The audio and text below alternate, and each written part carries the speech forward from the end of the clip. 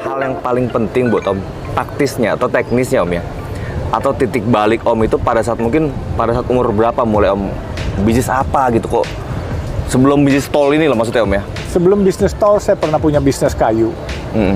Tetapi di Om juga kuliah juga keluar apa DO ya dulu ya? DO terus. Dulu, saya di fakultas 3 fakultas saya, kedokteran, fakultas hukum, fakultas sospol di Jayabaya.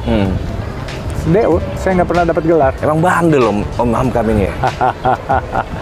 Zamannya zaman jahiliyah. Dulu tukang berantem apa tukang main cewek nggak dulu? Saya berantem iya, tapi main cewek mana mau sama saya. Dulu si gembel. Cewek nggak boleh dimainin. Nggak boleh dimainin ya? Cewek itu nggak boleh dimainin, pamali. Iya.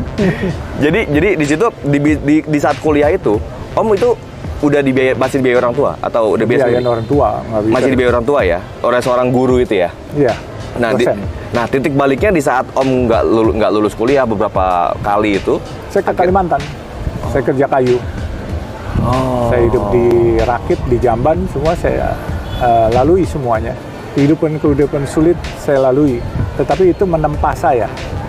Di hutan Om pindah sih? Iya, saya di hutan. Saya tinggal di tengah hutan ada beberapa kali, terus tinggal di pinggir hutan, di sungai. Ngapain Om? Jaga rakit kayu. Kan kita habis nebang kayu. Kayunya kita rakit, kita tungguin di situ. Dan kita tidur di atas kayu itu. Kita bikin pondok pakai jerami, terus kita pakai kelambu di dalam, terus bantalnya pakai tas traveling kita. Oke. Kalau mau akan minum, mau mandi, kencing di air yang sama kita ambil. Air sungainya ngalir. Itu sama beberapa teman-teman? Iya, ada beberapa teman-teman kerja lah waktu itu. Teman-teman kerja ya? Dalam hal lagi bisnis kayu itu loh Om ya? Yeah. Jadi titik balik Om itu pas awal mulai di bisnis kayu itu? Iya, kalau titik balik menjadi lebih mendingan bukan itu sebenarnya. Titik balik menjadi mendingan itu adalah 2017. Setelah saya buka warung nasi kuning. Warung nasi kuning itu yang titik balik. Jadi kalau itu ya biasa-biasa saja. Jadi yang agak mendingan dikit adalah 2018. Kemarinnya 2019, 2020, 2021. Di Kuningan itu Om ya? Di Kuningan ada di dekat samping KPK, terus di depan kantor Sunter ada, sekarang di Taman Suropati. Tapi kalau bulan puasa kita libur. Terus sama di pintu tol Sentul Barat. Gitu. Jadi itu the power of Sadako ya, itu titik baliknya. Jadi dimudahkan. Nah kemudian saya bisa jadi pembina kelenteng di sini, karena kelenteng ini kan berantem pengurusnya. Terus ya kemudian semua kegiatan saya berasa dimudahkan oleh Allah. Itu aja. Jadi Allah nggak membalas dengan kita sedekah 1.000 diganti 1 miliar kali, bukan begitu.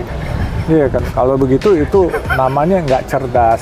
Kan di Islam ada Iqra, bacalah. Iya kan? Jadi bacalah itu cerdas lah. Nah, teman-teman yang kalau mau sedekah ya harus mampu dulu. Orang Islam itu orang beragama ya, bukan Islam aja, orang Kristen, orang Buddha, orang Hindu. Kalau orang beragama harus kaya.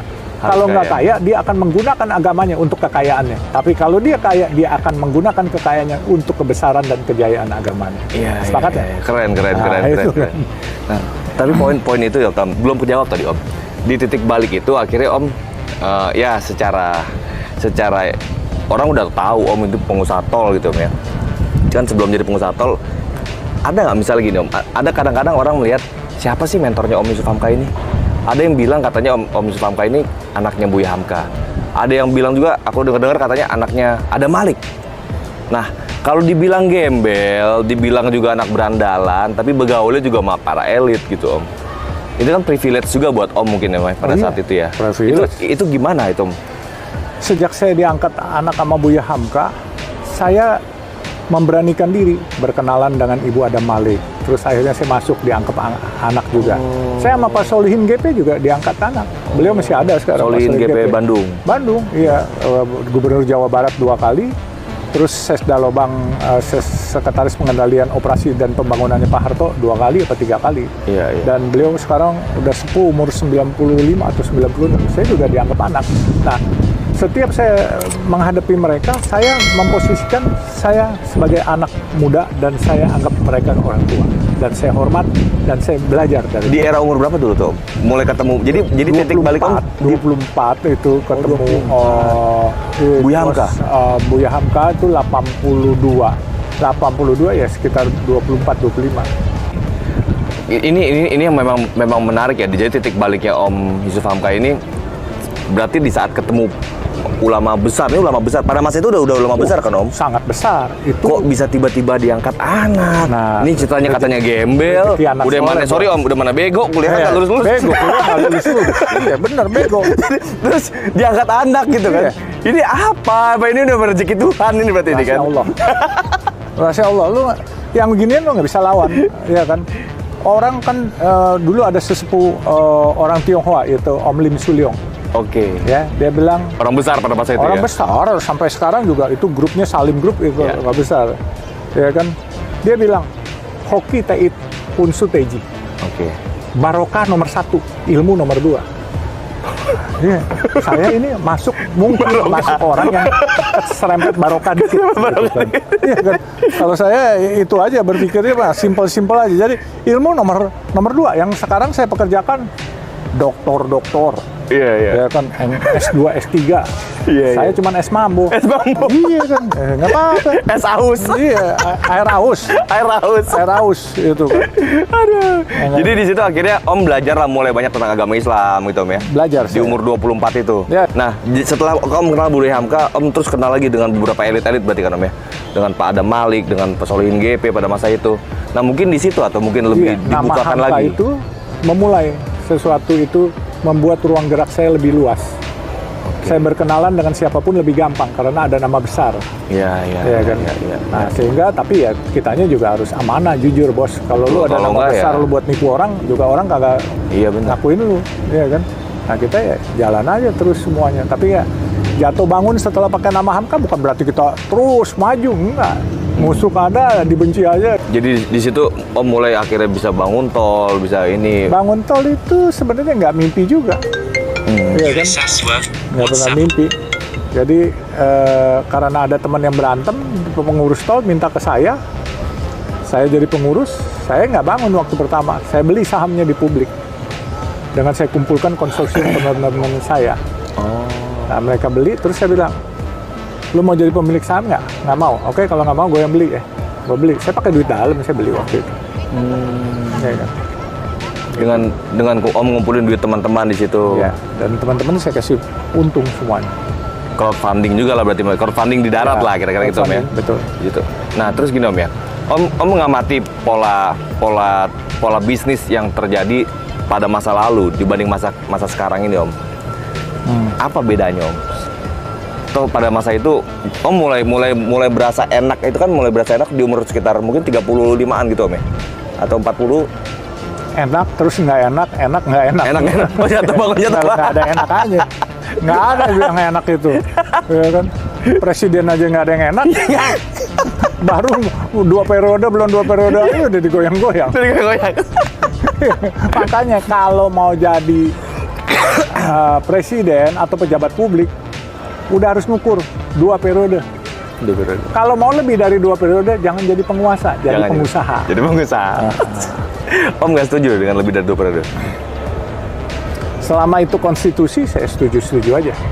Tapi kalau konstitusinya enggak, ya jangan dilanggar. Oke. Nah, kalau mau lebih dari 2 periode, jangan jadi penguasa, jadi pengusaha menurut saya. Iya. Ya, dan jadi pemimpin, ya kita harus ojo rumongso iso rumongso. Apa Jangan tuh? merasa bisa, tapi harus bisa merasa. Emang yang Om harapkan pemerintah tuh kayak gimana sih Om? Bukannya Om sekarang juga kan di dalam pemerintahan gitu Om ya? Betul Om ya? Betul. Staf khusus salah satu Menko lah Om ya? Iya. Nah terus apa kurang enak berbisnis saat ini gitu? Misalnya sebagai pengusaha, sebagai dari sektor swasta lah misalnya Om. Cukup enak, tetapi ya menurut saya ada beberapa hal yang memang belum sempurna. Kalau buat saya sih, kalau untuk memimpin negeri yang besar seperti ini, 2 periode nggak cukup. Ya. Ya. Tapi namun demikian, kalau mau lebih dari 3 periode atau 4 periode, konstitusinya dirubah dulu. Dan harus tetap ikut pemilihan, nggak boleh langsung automatically extended gitu. Nah, kedepannya tentunya sekarang ekonomi sudah mulai bergeliat baik. Mungkin kita harus bicara masalah keadilan dan kebinekaan. Ya, keadilan buat semua rakyat. Dan kita lihat bahwa keadilan dibuat untuk rakyat memang, tetapi ada beberapa pihak yang belum memperoleh keadilan. Ya, misalnya ada kriminalisasi pihak-pihak tertentu. Ini kan kalau bisa jangan lagi lah. Kita bersama-sama membangun negeri ini, kita adakan rekonsiliasi, ya kan? Kita bergandengan tangan, semoga negeri ini menjadi negeri yang besar dan jaya di se-ASEAN ini. Ya, dari sisi bisnis yang Om harapkan misalnya pemerintah kayak gimana emang? Pemerintah ini sudah baik sebenarnya. Ada nggak kendala yang ini sebenarnya nggak boleh gini gitu misalnya? Oh iya, biasanya pembantu-pembantu presiden yang menjabarkannya terlalu over, ya kan? Nah ini yang mungkin harus dibenahi. Bapak Presiden sendiri kalau diberi 2 periode, bagaimana mau kebenahin gitu kan? Periode pertama dia baru belajar, periode kedua kena COVID, ya kan? Makanya susah juga. Nah, pemerintah sudah bagus, cuman menteri mungkin juga bagus, tapi dirjen-dirjen yang membantu ini kan menteri-menterinya ini kan banyak kan perwakilan partai yang bukan orang yang profesional, yang masuk yang tidak mengerti, akhirnya tergantung para dirjen, sekjen. Nah sehingga kalau sekjen bilang A, ikut A semuanya, dirjen bilang B, ikut B semuanya. Dia sendiri tidak menguasai masalah. Nah, harus dicari profesional yang menguasai masalah di bidang-bidangnya. Itu akan membuat lebih baik, sehingga tidak ada masalah kelangkaan minyak goreng lagi, tidak ada masalah kelangkaan beras, ya kan, terus yang lain-lain gitu. Memang jadi poin-poinnya ada di sistem manajemen pemerintahan berarti yang salah? Yes. Bukan sistemnya, orangnya yang salah. Orang, memilih orang the yang... right man in the right place. Ya kan? Kita harus cari the right man on the right place. Om, kalau anak-anak Om sekarang nerusin bisnis Om nggak? Regenerasi ada. gimana? Ada. Regenerasi, Yang perempuan dia ngurusin yang jalan tol, yang laki properti, yang satu masih mau sekolah, dia lulusan London School of Economics. Dia pernah kerja di McKinsey konsultan terbaik di dunia. Atau lagi Om, bagaimana pendapat Om tentang oligarki? Bisnis oligarki yang ada di semua negara mungkin. Gimana pendapat Om tentang itu? Ya, saya nggak boleh berpendapat lah, biarinin aja lah. Ada nggak sih Om di Indonesia oligarki itu? Ya, menurut saya ya ada. Ada. Di politik ada, di bisnis saya nggak tahu tuh bisnis oligarki bagaimana. Ada nggak Om kalau di bisnis itu? Misalnya, ini yang punya gua, ini nggak boleh loh, ini punya gua gitu. Oh, tidak tertulis kali ya. Ada Om ya? Ada tapi tersirat tapi tidak tersurat gitu. Tersirat tapi tidak tersurat. Itu yang lebih berbahaya Om ya? Tapi Om tahu lah siapa-siapanya gitu ya? Enggak lah, sebenarnya gini. Monitor lah Om, masa nggak monitor Om? Ada tata krama di dalam bisnis. Bukan nggak ini. Ada orang mau masuk kepada satu bisnis, ya matur dulu lah. Kalau matur pasti kuenya dibagi lah, iya kan. Tapi kalau langsung mau nyontok-nyontok aja, main nyamber-nyamber aja ya, akhirnya etikanya nggak ada, dikeroyok rame-rame. Kan? Iya, habis malah jadi situ ya. Iya, harus matur dulu. Kan adat istiadat kita kan begitu. Iya. Ketok pintu, permisi, pasti gitu lah. Iya, matur dulu.